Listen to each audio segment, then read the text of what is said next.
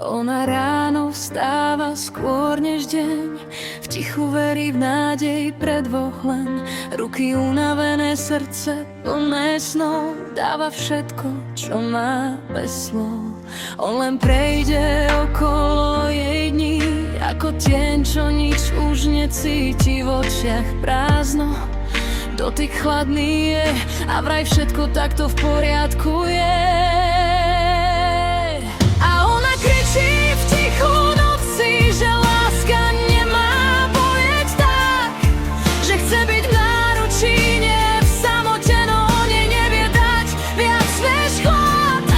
Pre neho je to len zvyk a čas, čo plynie bez otázok, bez krás. On nevidí, ako sa stráca v nej každý dotyk, čo mal byť útechou jej. A ona sa láme každým dňom medzi tým, čo cíti a tým, čo je v ňom. Už nechce len ticho prežívať strach, že láska je len prázdny vzťah.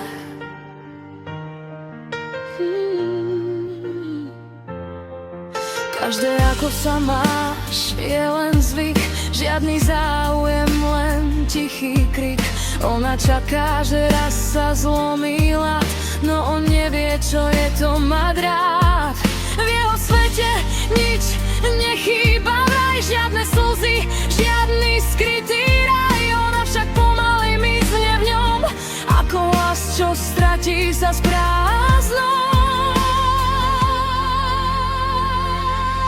A ona kričí v tichu noci, že láska nemá bolieť tak, že chce byť v náručí, nie v samote, no on jej nevie dať viac než chlad. Pre neho je to len zvyk a čas, čo plynie bez otázok, bez krás. On nevidí, ako sa stráca v nej každý dotyk, čo mal byť útechou jej. A ona sa láme každým dňom medzi tým, čo cíti a tým, čo je v ňom.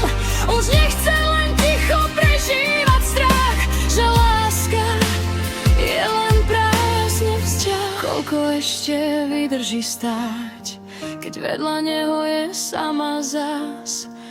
Koľko slz musí ešte skryť, kým pochopí, že musí ísť?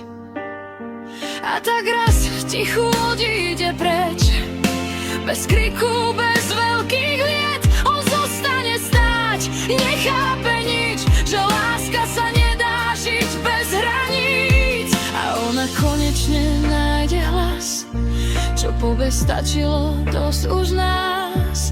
Lebo milovať znamená cítiť, nielen vedľa seba, potichu byť.